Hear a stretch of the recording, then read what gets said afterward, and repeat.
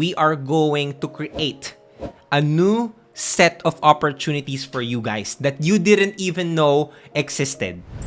And I don't want to intro to you guys here, but this is just what's possible for you guys right up front. I'm going to say it right now. If this is something that you really want to look at as a side hustle, as a business, definitely pwede yan. Because just this month, I was able to reach 6 digits in passive, quote unquote passive, in what I have been able to build with the system that I created and I applied in my life as well. It has been a series of trial and error, but now I'm here, I have a system and it works.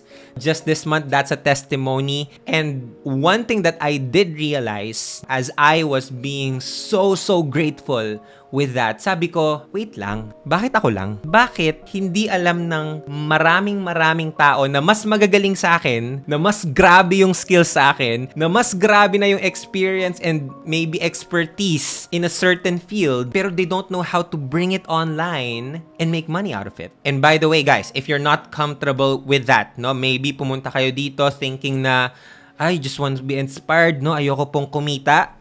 Pagpasensyahan nyo na po. Pero kasama po yan sa ituturo ko ngayon. Why? Because I know for a fact that money is just energy, and the value of money, it is coming to you because you're also giving out a value in the world. That means, if kumikita ka, ibig sabihin you have created a product or a service that's also valuable to the people in this world. So maybe you're so good at something, and maybe you're thinking na, pwede ko ba itong pagkakitaan? Ay, hindi. Pero kasi ang intention ko lang ay tumulong. Gusto ko lang mag-inspire. And at the beginning, I was also like that. For me, I also felt na, no, I don't want to monetize what I'm doing. I just want to help. I want to inspire. I just want to create content. Sabi ko noon. But when I learned that if people are buying something from me, that means I created a product that can help them with their lives. I created a service that can help them in their lives, and they're willing to pay me a certain amount because of the value na makukuha nila. And second of all, nung natutunan kong i-monetize yung knowledge ko online, nakita ko na kaya ko palang ilibre yung mga kapatid ko sa mga masasarap na restaurants. When I saw what monetizing my content did for my family, giving them more avenues and ways to be happy, sabi ko, hindi naman pala masamang magbenta. If you're here because you want to learn how to do content creation, but gusto mo lang yung maging sikat or gumaling sa pagti-TikTok, pagsasayaw ng mga TikTok, maybe iba pong learning session yung kailangan yung attendan. Because in this webinar, I will share with you exactly the structure that I used that allowed me to build the system or the business that I have right now. That's not just allowing me to have, of course, that extra income, but also allowing me to reach people and help them at a value that they know that's important to them. First and foremost, I want to welcome you guys to Creator Business. This is a masterclass on how to start monetizing your knowledge using content creation. And no, hindi po kasama sa 6 digits yung sponsorships, yung brands, yung ads, hindi pa kasama doon. But this is solely something that you can do right now wherever you are, whatever level you are in your expertise, but you just really want to monetize it. So before we start, I want to share, how do you get the most out of this masterclass? Number 1, you close out your other tabs. Meaning, for the next 1.5 hours, I'm inviting you to stay present, be here, and just try to be a sponge. Whatever other things that you are doing, just put it on the side and let's just be here. Second is take notes. You might just be here for, the whole structure na i-share ko later. Maybe the step-by-step process na i-share ko later. Or maybe you're just here to get inspiration, to get an idea, a quote, a story na tatatak sa inyo and would allow you to have that shift na, oh my gosh, I can actually do this in my life with my knowledge. Write it down. Because if you write it down, mas malaki yung chance na maaalala nyo siya at maa-apply nyo siya. If you're gonna ask me why, search nyo po sa Google. Wala pong scientific explanation, but it's just like magic, and maybe just like the other magic in our lives. We don't need to ask why it happens. We just know that it happens, it's real, and we just need to follow it. Walang masama, no? Sulat nyo lang. Anything na magkakaroon kayo ng download of an idea, write it down. So, just a quick overview on what's this masterclass all about. Number one, I will share with you what's the newest and the most trendy economy online. Number two, I'm gonna share with you a structure, a framework that I use personally to how to turn strangers into partners that will support your businesses. Third one is I'm gonna share with you the best practices on how to build your digital influence. These are the main points that I want to share with you, of course. As I was saying earlier, this journey that I went on and this business that allowed me is something that I didn't really plan. But nung nakita ko na posible siya sa akin, I raised the question na if it's possible for me, wouldn't it be possible for the people around me? And I was looking at the people around me and I was seeing na these people are much better than me, much skilled than me, have more potential than me, but somehow they're earning a lot less than me. So sabi ko, okay, maybe it's not that they're working less than me, but maybe they just bought a different plan. A plan that doesn't allow them to enjoy something that they love and significantly allow them to earn from it. And so that's a question that I want to ask you as well. Like, what if your work is something that you love and you're significantly earning from it? And maybe you are already in a work. What if you're already enjoying the life that you have? You're already earning a lot. May purpose na rin. But what if now you're passing it on to the next generations, the next batch of people that can also do that while earning from it? What if you can share how you did it, how you got from point A to point B, which is the basis of this, and create something that people would buy and be helped by it? And I highlighted here the word significantly. Because I don't just want, kasi marami po na gumagawa ng mga products, mga services dyan, na it's something that they love and they're earning from it, pero it's not significant. Meaning, it doesn't have any purpose. It's not coming from a place of service. So I'm adding the word here significantly because I want you to earn from a significant point of view. And so, as I was journeying, napansin ko din na marami na ngayon na maybe gumagana noon, pero hindi na siya mag-work in the next 5 to 10 years. And how do I know that? Mainly because as I was looking at sino pa ba ang gumagawa nito, it turns out that people in the United States are also applying the system that I use. Hindi ko alam na ganun na ginagawa nila at di ko alam na ganun din yung ginagawa ko katulad ng ginagawa nila. And the people on the other side of the world are already applying this. A way na sobrang daling kumita, lalo na kapag magaling ka, lalo na kapag expert ka sa isang bagay, lalo na kapag yung puso mo nasa pagtuturo. People on the other side of the world are earning a lot because of it. And you know what happens kapag nagiging trend sa States? Dito sa Pilipinas, medyo late tayo ng 3 to 5 years. Tama? Maybe dahil sa internet, may mga 2 years, nakakahabol na tayo ng trend. Matagal na pong sikat ang podcasting sa States. Pero ngayon pa lang nakaka-catch up ng mga tao. Are you getting my point here? Sa States, madami ng mga business models na biglang, okay, gumagana to. Ngayon, kokopyahin ng mga taga dito sa side natin. Medyo huli tayo sa mga technologies, but at the same time, we're catching up. But on a global scale, the world is changing. What worked before might not help us get to where we want to be. And so we gotta be open. We gotta check in with ourselves. What's gonna happen in the next 3 to 5 years? And so with my own research and with my own application and with the mentees that I'm having, the clients that I'm working with, can I share you what I think would be the next big thing and the next trend in terms of what's gonna be huge online? This is an economy that will explode in the next couple of years. And there are a lot of phrases for it, but the most common one is the creator economy. And what is a creator economy? The creator economy is an emerging category of businesses founded by self-employed content creators, supported by the digital platforms and financial tools that make monetization of content viable. Let's break it down. If you don't own an agency and you're a freelancer, you don't have a business. Let me just say that up front. Because a lot of people think na, mag-freelancing na lang ako. Ano ba yung freelancing dati, no? Pag funny nga ngayon na, by the way, no, freelancers right now earning huge amounts of money. Like freelancers right now are the big thing. 2 years ago, 3 years ago, no one knew what a freelancer is. Pero right now, 33% of the workforce are freelancers. 33% of the workforce are freelancers we're looking at the next 5 years, it's gonna blow up 70%. And before, maybe in the 1990s, ano yung term na freelancer? Pag sinabing freelancer ka, ano lang yan, puro racket, tambay yan. Tama ba? Dati, kapag freelancer ka, pag yung tatay mo freelancer, raketera lang yan. So dati, medyo nahihiya pa yung mga tao pag freelancer sila. Ngayon, grabe yung mga pag-flex ng mga freelancer na online, no? Kapag nagpo-post ng,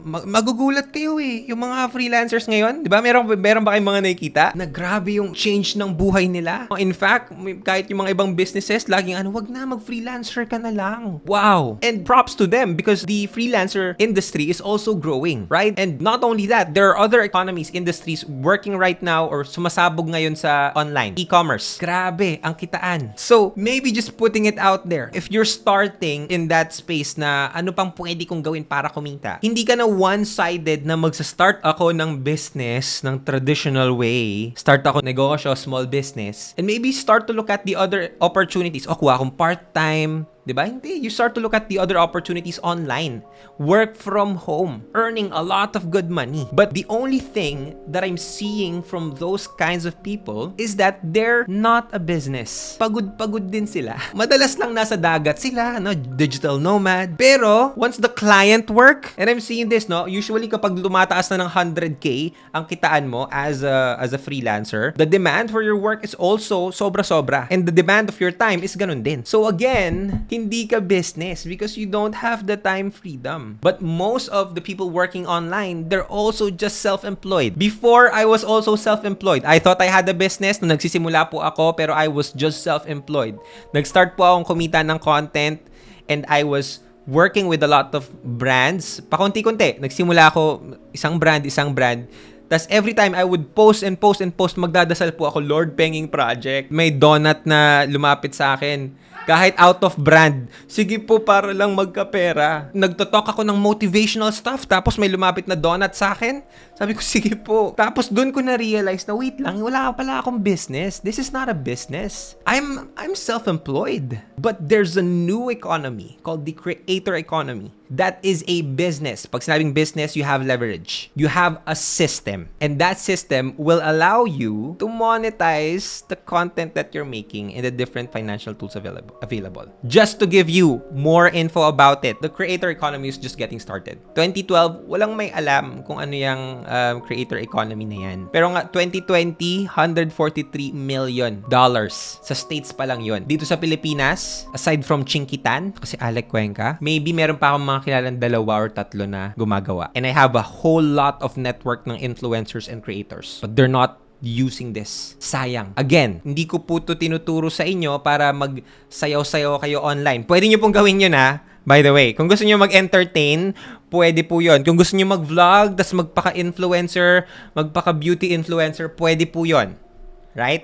But this is not just for those people. These are for people who want to use their expertise. Maybe not just magpapaganda, tas kumuha ng mga beauty brands, but also building a system on how to monetize off how, my knowledge and expertise around beauty products, around personal or self-care, and monetize out of it. That's what I'm talking about in the creator economy. Exactly. You deserve to make a living doing what you love. And ano-ano ba yung mga ginagawa ng mga creator economy? May mga service offerings. Ayan, no? Kami po ni Coach Yani, hindi na po namin iniisip yung leads. In fact, every single month for the business of the leads, we also share it to our team. Why? Because we have a service at the back end and we're using the creator economy to create more opportunities for leads. We also have brand deal. We have, people who supports us. We have subscriptions, memberships. We have direct sales. We have online classes. And these are all part of the creator economy. If you're doing this, then congrats, you're also part of this. But can I share with you what I think would be the biggest opportunity inside the creator economy? The biggest one is the education business. Dati, education means you go to elementary school, you go to high school, go to college, and you're educated. Tama? For the longest time, it has been like that. Pero right now, if you want to learn how to cook the best carbonara, pupunta ka pa ba ng culinary school para magawa yon? Anong gagawin mo? You're gonna search on TikTok, diba? Pag medyo patient ka, mag-search ka sa YouTube.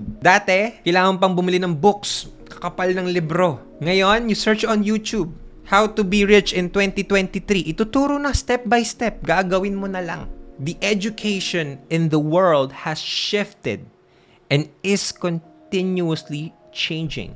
And if something is changing, there's a disruption going on, there's gonna be a lot of opportunities. The knowledge that the education business is one of the biggest opportunities out there. With that being said, if you're also gonna be looking at what's gonna be next, the next 5 to 10 years, okay? What's gonna be next? It's not the freelancers. In fact, can I be honest? If you're a freelancer, you gotta be strategic because AI is here. And you might say, hindi, no coach, di pa rin talaga matatapatan ng tao yung trabaho ng, di kayang tapatan ng AI yan. If your job is with a human touch, emotions, yes, hindi kayang tapatan yan. Pero for example, you want someone to create a website, you're a website builder, I could pay for $10 for a software that would help me build a website in a matter of minutes because of AI. And so, as someone who's also in the online world, sabi ko, wait lang, ano yung hindi mawawala? Or ano yung trend in the next couple of years? And this is something na hindi pa alam ng mga tao, that there is a whole industry in the education business online. Meaning, as much as I want na maraming tao po ang sumama sa education business ko at matuto sa education business ko, hindi ko po kaya. And maybe some people would say na, ay, yung education business na yan yung mga magbebenta ng mga course. Yes! Yes po, sila po. And I'm gonna admit na I have courses that I am selling. But let me tell you one thing, I owe everything to the education business. The reason bakit nauna po ako is because I paid for a course when I was starting 3 years ago kay Vanessa Lau. Hindi ko alam kung familiar kay Vanessa Lau, but he was emerging as an Instagram and he was teaching all of her frameworks. And I attended that. I paid for it. And nakakuha ako ng first dibs kung ano yung structure and framework na magagawa ko sa akin. So I owe everything to education business. And if you think about it, guys, the education business is what? Maybe there are high tickets, but there are courses out there, 1,000, 5,000, 10,000. Ano naman yun sa idea na would unlock whole new opportunities for you? A whole new set of, businesses for you. Maybe you're thinking, ay, medyo scammy yan, naisip ko. Medyo scammy yan, may mga ganyan. Meron talaga na meron talagang medyo benta-benta lang tapos wala ka naman talagang matututunan. Pero, the risk is really low. But if you did your research and you would know that this person really applied that in his life, not just a preacher but a practitioner, you would know that also that's the reason why I'm sharing this to you guys. Guys, wala naman akong makukuha dito. If you enroll in my courses or not, that's okay. It's not my bread and butter. I have a different business that's working for me. But the reason why I'm sharing this, kasi sabi ko sayang talaga na walang gumagawa. And in the next couple of years, meron mga tao na magsa-start maka-figure out na yung system na yan gumagana. And they're gonna apply it in their lives. And now, you're gonna be left at na, oh my gosh, yan yung inattendan ko last year. Ganyan yung ginagawa niya dun sa free masterclass na na-attendan ko kay Coach Alec. Hindi ko in-apply. Sayang, totoo pala. Right? I don't want you to be in that space. I want you to see it for yourself, especially if you're an expert. Or if you are not yet an expert, later on, I'm gonna share with you the structure on how you could be a perceived expert. If it's not about the law, if it's not about, health, we have a doctor here. If it's about making money, if it's about a certain skill, communication, leadership, personal development, if it's about gaming, if it's about maybe right now freelancing, building an agency or whatever, you can build yourself as a perceived expert and provide value to a lot of people. But you gotta be in the education business. You gotta be in that point na you're teaching what you know. And I'm gonna share with you that exact business model that I used. Kasi gusto ko lang i-share sa inyo kasi I'm just so passionate about this. And sabi ko nga, this is free. But if you're gonna pay me with anything, pay me with proving to the world that this works. Na hindi lang po ako special na favorite ako ni Lord. Not like that. That this could also work for you. And by the way, guys, I didn't start, having the 6 digits coming in monthly. I started with, and I think that first sale from this business model would show you na, oh my gosh, I made money out of my knowledge, my expertise. Totally will shift your mind. Even if I give you the framework, you might say na, okay, coach, but I don't know kasi kung kaya ko or para sa akin to or kaya ko ba talaga. And so with that, I wanna share with you that there is a prerequisite in doing this. Again, this is not for everyone. Just because, magaling kang sumayaw sa TikTok doesn't mean na pwede ka na sa creator economy. Maybe that's the value that you have, but that's not the business that I'm talking about. The influencer side na, alam mo yon, yung magpo-post ka ng mga products, I'm not talking about that. I'm talking to a whole whole new emerging business industry that's coming up in the following years. But in order for you to do that, if you want to be in the education business, you gotta be educated. Let me say that again. If you want to be in the education business, you gotta be educated with what you want to teach. You want to teach about money, then you gotta learn about money and also apply that. Like, give yourself a good 3 to 6 months to apply that and test it out for yourself. And if you have results, people would easily buy into what you're trying to teach them. Then maybe if you want to become interesting, you have to live an interesting life. You gotta go out there and try new things. Para to sa mga baguhan. Para to sa mga hindi pa klaro kung anong gustong education business ang ituro. You go out there and you learn a lot of things. You teach a lot of things. But the most important thing for this business model, and I could say would be the prerequisite of it, is self-development. You might see me posting right now.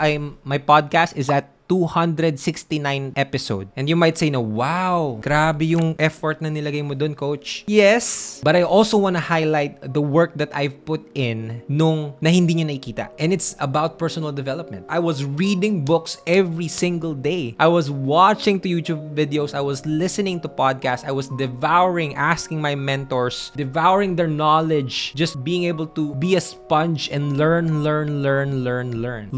and then apply, test it out. Does this work? Not for me. Not gonna teach that. Get a concept, get a book. No, that's why I'm a big fan of books. Books give you hundreds of concepts, but you only need one to change your life. Okay? You're buying a person's whole set of ideas and experiences, and then you get that book, you read that book, and you get a concept, and you apply it in your life. If it works, congrats. Now you have developed yourself. You have done something new, and then now you can share it to the world. That's just what I did. And if some of you want to really naguguluhan pa, let's take a step back and look basically what the business model is. The creator business or the education business. Basically, you're from point A, you want to get to point B. Or maybe, if you could just reflect on how did you get to a certain point in your life na dati is talagang hindi mo akalain na maabot mo. So whether you're solving a problem, whether you're checking out what's the question, what's the advice that people need, it's coming from point A to point B. And the education business is basically learning about your pecs and sharing it. Not the pecs here, huh? It's PEKS. It's basically your own perspective, your own experiences, your own knowledge, and your own skills so that they could get to the same place that you got, that they could get the same results that you have. Coach, share ko lang yung perspective ko, makakatulong ako. Yes. Why? Because if I'm sharing my perspective here, maybe it's not gonna work for you, right? That's why how to get rich, how to move on, how to be happier in life. It's the same topics, but why do people watch it over and over again? How to edit the video, how to start freelancing. It's the same topic, but why do people still watch that kind of content? It's because iba-ibang creators, iba-ibang perspective. And yung perspective na yun yung magpapa-unique sa'yo. Because you have that perspective, no one can take that away from you. Sabihin ng tao, hindi naman totoo yan. Hindi, totoo to sa akin. I've seen it in my life. This is my truth. In my perspective, this is real. It happened. I used this. This is how I did it, using this perspective. And now I'm gonna share that to you through my education business. And your own perspective, again, is what makes you unique, right? So in other words, to simplify it, find a problem, solve it. Create a system, share it. Again, find a problem, solve it. Create a system, share it. That's your education business. And so, again, this is a business only for those who want to be a part of the what I call the value creator. Ibig sabihin, pag creator ka na ba, Coach Alec, pwede ka na rin tawaging nasa creator economy? Hindi pa. Unless you have a certain value. So, nagpapatawa po ako, pwede po ba? Hindi rin. Again, this just pertains to a specific type of creator. I'm not saying na hindi ka pwedeng kumita doon. Maybe kung gusto mong magpatawa, magpa-sexy, mag-post dyan, pwede naman. But again, this is not for those types of creator. This is the type of creator that I would like to call the value creator. And the value creator is someone who entertains, who educates, and inspires people. All of those three things. And you might say, Coach Alec, pati ikaw ba nag-entertain ka ng mga tao? Yes, I entertain them by sharing them what I learned about, what I read in my books.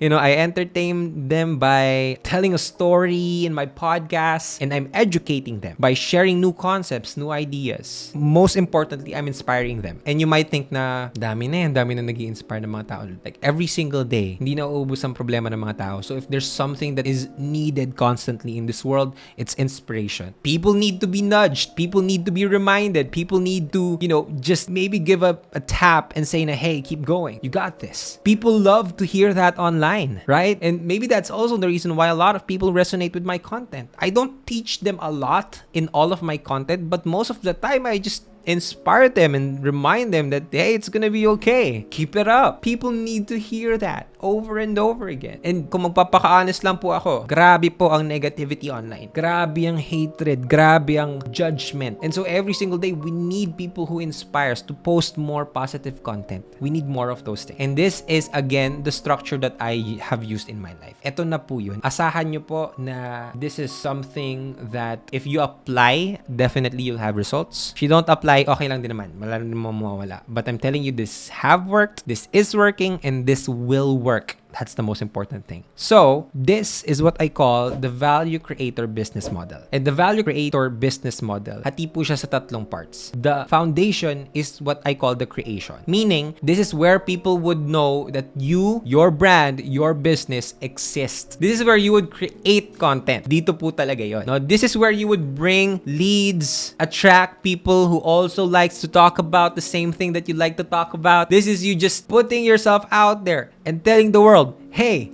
I exist. Hey, I am here. Hey, this is my message. You need to create yourself. Pansinin nyo po, anong tumatalo ngayon sa Shopee? TikTok Shop. Pansin nyo guys, kapag may bibilin kayo, punta kayo, hindi na kayo Shopee. Meron na dito mga na-convert na, puntang TikTok, search ng ganon. Or minsan pa, nagsuscroll lang, di mo na malayan, 3 na yung na-checkout. Nanonood lang ng video, kakarating lang ng order kanina. Nako, yellow basket mo na yan. Bakit? It's not because they're a better e-commerce platform, but because they have creators. They have content. And it's so much easier for people to connect if people have content. So you got to be there. And this is also the model that would allow you na from a stranger, hindi mo kilala. For sure, yung iba dito, hindi ko rin kilala. Pero nakapanood ng TikTok ko, nakapanood ng podcast ni Coach Yani, nakapanood ng video ko, na-realize na, o nga parang you exist pala. Sige, ano pa bang ginagawa mo? Ano pa bang ino-offer mo? Oh, by the way, I have my community. I have my learning sessions. Every week, we do this. We learn, we grow. I have my group, my Facebook groups.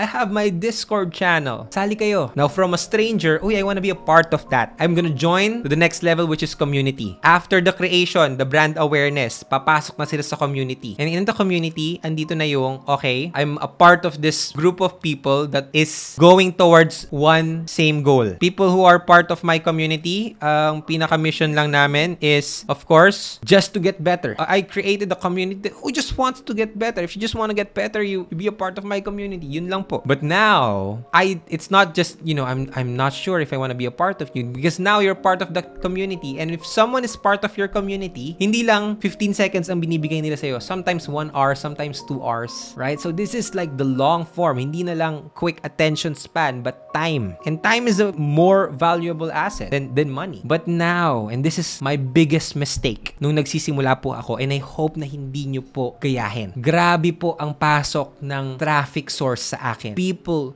were seeing my content, 1 million people every single month, even more than. But I don't have a product, a service that I'm campaigning for that didn't allow me and my supporters to have a better connection. Na-stuck sila sa supporter. Hindi kami naging mag-partners.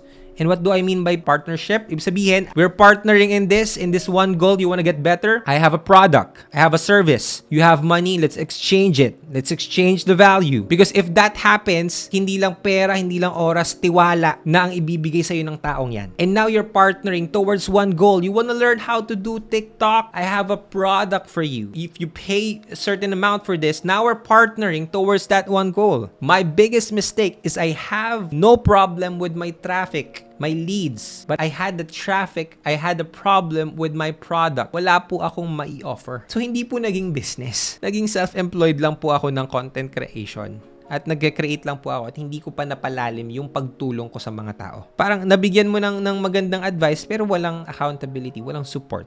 Walang next steps. Sayang lang. And so, this is the business model that will allow you to, of course, start off with becoming a stranger, to becoming a supporter, and becoming a partner. But you got to start here. A lot of people ngayon wala pa dito. Maybe kami ni Coach Yani, andito na kami sa campaigns. We're building this now. Maybe we're also building the community as we are speaking. But we all started here in the creation. And you're also gonna start here. I want to share with you some of my tips on how you could maximize this value creator business model. Starting with, of course, with the creation. Number one tip, encourage people. Whether it's them doing something, trying out something. Like, for example, aqua flask. Like this, sobrang ganda nito. Right? If I encourage you to test it out, like I'm just showing you and I'm encouraging you to test it out, people find value in that. Kasi you're educating them na, ay, effective pala yun. Ang dami palang benefits nun. Ang dami palang advantages nun. Or maybe, you want to just be in the motivational space, personal development space, and then just encourage them, motivate them. Like for me, it's that one-liner, 1-minute motivational talk that, you know what, it's gonna be okay. Here's how you could bounce back from a failure. Here's how you could deal with your imposter syndrome. Here's how you could start in content creation. I'm encouraging you. I'm supporting you. I'm motivating you. Again, we need that. You gotta be able to encourage people. In the short form content, ano yung short form? This is the 15 seconds to 1 minute. Encourage them to an idea, a concept. Just make sure that you're encouraging them. You're pushing them. You're motivating them to do something. Encourage people. 15 seconds, that's all you need. 1 minute kung kailangan. That's all you need. Encourage them with an idea, with a concept, with a principle. Number 2, post 3 times a day in all platforms sana. Facebook, Instagram, TikTok. And right now, YouTube Shorts. Malaki po. YouTube Shorts, Instagram Reels, Facebook Reels. Malaki po yan. Meron po akong tinuruan last year. I think nasa 70 years old na siya. Tinuruan ko siya. Tapos ngayon meron siyang 100k followers sa Facebook. Grabe. Alam mo po ginagawa niya, nagtuturo lang siya ng 1 minute. Puro 1 minute lang yung video niya. Tita Marivic! Yes, si Tita Marivic. Umattend po yan ng TikTok masterclass ko. Tapos ang sabi niya lang sa akin nung naka-attend siya, alam mo, Alec, marami akong hindi naiintindihan. Pero buti na lang andito yung editor ko. Siya na lang gagawa. So hindi niya po kailangan aralin lahat tas kayo lahat gumawa. Kung pwede, of course, maganda yan. Ako po, lahat po ako nag-aral. Editing, scripting, video, production, lahat. Marketing, sales, lahat. Ako nag-aral. Pero kung pwede nyo i-outsource yan na, uy, ikaw, aralin mo nga to. Panoorin mo nga tong video ni Alec. Aralin mo.